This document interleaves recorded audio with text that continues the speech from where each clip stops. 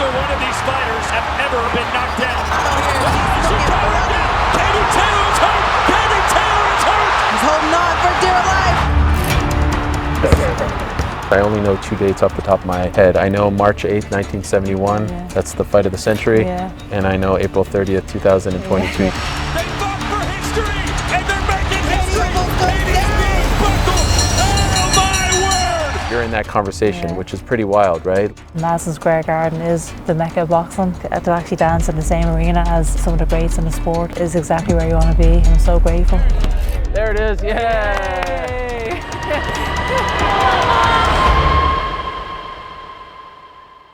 We're inside the Knicks locker room. Yeah. This is your first time back. Yeah. So we wanted to try to recreate it all from Yeah. entering the arena to the locker room to the ring walk. If you're down, Yeah, I would love let's to do it. that. It would be an Let's honor do for me. I'm starting to get nervous. You're getting again. nervous? Wow, okay, I'm starting to get nervous. Yeah.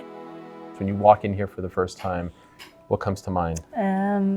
Probably a few things. I think just getting my mind together before the fight and listening to Ross, my coach, and a huge pressure situation. There's a lot at stake in that fight, so I knew the magnitude of the events. But I love those kind of situations. Were you nervous? I think I get nervous for every single fight, Okay. but I realise that some fights are bigger than others. But I felt prepared, I felt ready. And just curious, could you hear the crowd when you're in here? Like as you're warming up and there's other fights going on, do you hear anything going on outside? No, it's Nothing. nice, peace and quiet here. Wow. Yeah, I'm a very, very quiet dressing room every single time, and I don't know what's going on in the outside world. I'm just focusing on the actual fight.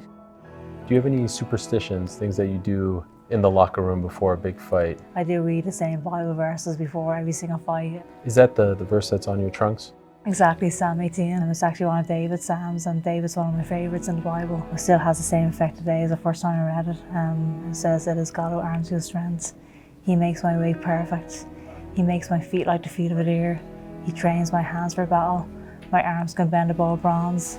You give me your shield of victory, and your right hand sustains me, and you stoop down to make me great."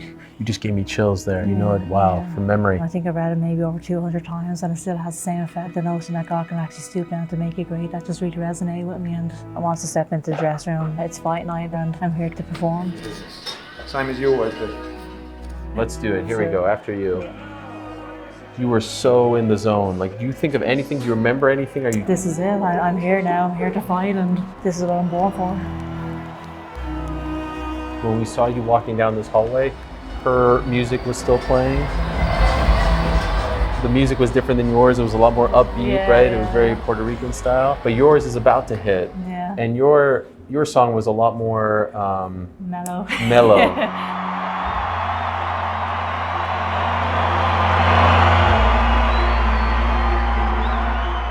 Why did you choose that song? It was called "Awake My Soul." I was listening to that song all the way up to the fight. Plus the lyrics in the song really hit me hard. And one of the lines says, "When he moves, make no mistake, the bells of hell will begin to shake. All hail the Lord, all hail the King." And I just love that. That's my King, that's my Savior. That really resonated with me in the lead up to the fight.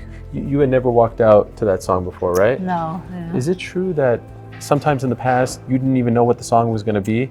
Yeah, that you walked out to? That is true, yeah. Well, how's that possible? Because for some people, they care so much about the music, right? It's like such a big thing. Yeah. You would just leave it up to someone else to pick. Yeah, my manager usually picks for the most part, and it's funny when I'm about to make my walkout on some of the fights, I'm thinking all of a sudden, I wonder what song is going to be playing. Really?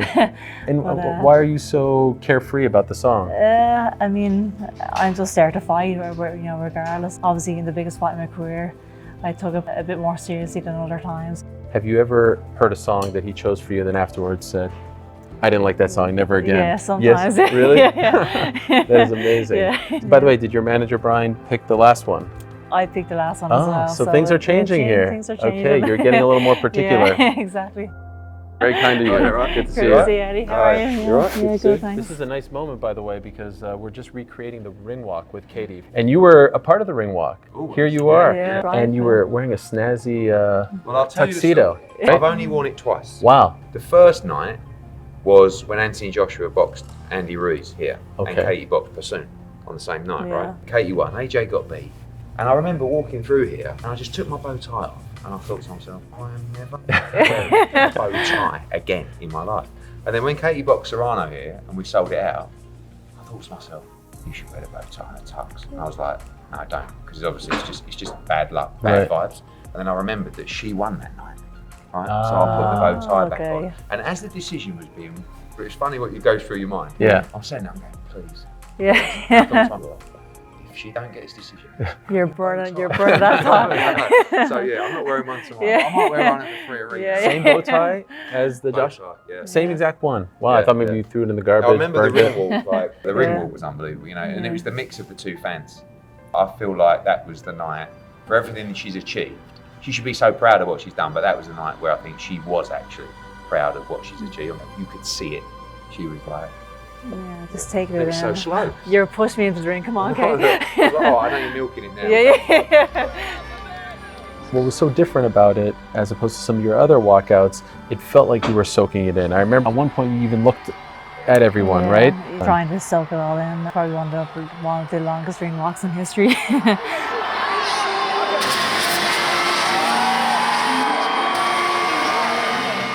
All the years of hard work, all the years of sacrifice, and I get to enjoy this moment.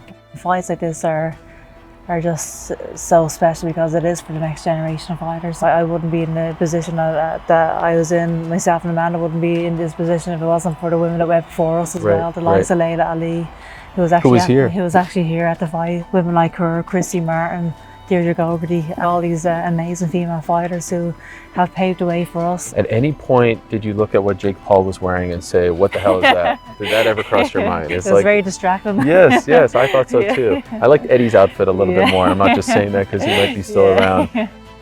There's that moment when you guys had the face-off and she says to you like, I love the shot because they went right on her and you're like nothing. So she's like, this is amazing. And Katie's no-selling it. What are you thinking? Like, because I'm just here to fight. You're just here to fight. You're not here to exchange in pleasantries or anything like that, right? It's amazing, but now I'm here to win and I'm here to fight, and that's basically it.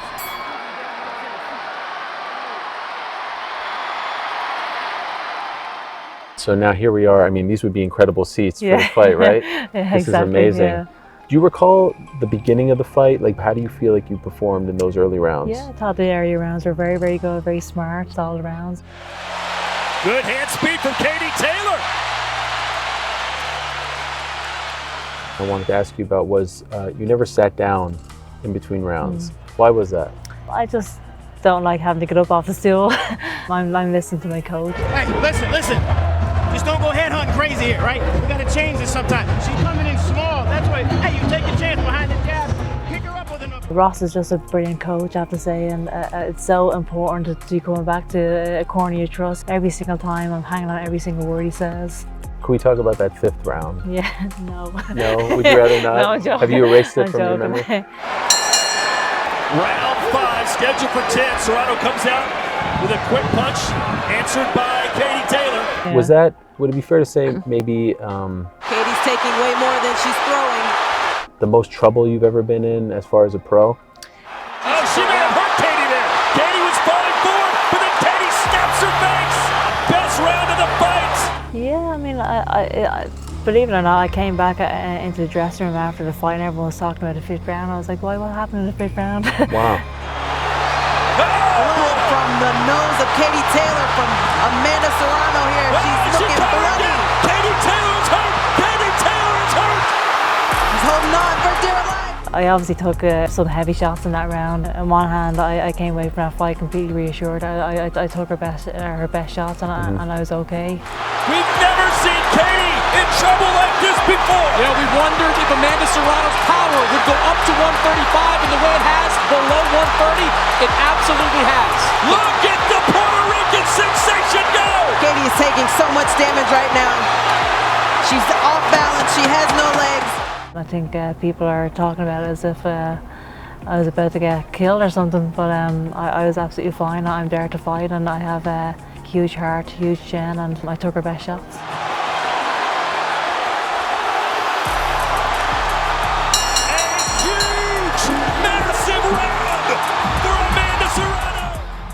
So you never felt, in retrospect or even in the moment, that it was close, that you were in danger? In a big fight like that, there are going to be ebbs and flows, moments where the momentum is with you, moments where it's against you. I've always found a way to win. came back after that, and it looked like nothing had happened, right? Like you were fresh. You can never count out Katie Taylor. You can't muster up that courage just in a fight. You have to muster up that courage week in, week out during the training camp. When you do that, you can show the heart during the fight as well. Like going into the 10th, you see yourself in this moment? What are you thinking? I'm thinking, put your hands up and It all comes down to this.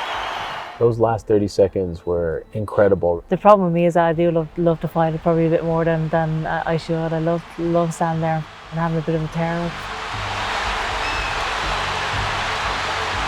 Katie taking some big shots here. But she's landing some too. She is. Both fighters are spent. It looked like you guys were in a phone booth and you were just slugging it out. A fight worthy of the occasion. They fought for history, and they're making history. almost goes Katie's down. knees buckled. Oh my word! The female fight of the year. Who won? I do not know. Wow, what a fucking fight. One of the best fights. One of the best fights. One of my favourite moments after the fight was finished. This is before the decision was actually announced. Myself and Amanda had our arms around each other. I guess receiving all the praise and honour from everybody. This is a historic moment for both of us. Did you think you had done enough? You never know with these judges. You never know. And I remember, and then when they say, and still. For the winner by split decision, and still. It's joy, it's relief, it's all the emotions. I mean, look at that emotion there. I mean, you're banging your chest, you're screaming. Not something we often see out of you. You internalise everything in the lead up to the fight, the ups and downs of a training camp. You have good days, you have bad days. You're beating your body up all for this one night. And so when the fight is over, then I can relax and I can actually enjoy this victory. The whole crowd erupted. It was just a special moment. The whole atmosphere, everything that was at stake. The two cultures coming together to be the biggest fight in female boxing history. Just an amazing moment for the sport, really. That definitely was a huge highlight and definitely the best night in my career so far. Even though the fight was tough on the body, I'm so grateful that it was that kind of a fight, because to be involved in such an amazing caliber of fight like that was great for the sport, great for female boxing, and it was, when you look back, it was absolutely worth it. Even in the hours after the fight, the streets in Manhattan were filled with Irish people singing and celebrating the win. We definitely took over New York that night, the best fights of my career and the biggest nights of boxing. This girl, all night, she can box and move all that. She wants to stand there and fight. That's the Irish in her. You're going back home, finally. Could you possibly put into words what all this means for you? Pinch myself nearly thinking this is actually going to happen. I have the chance to actually fight in front of my home crowd.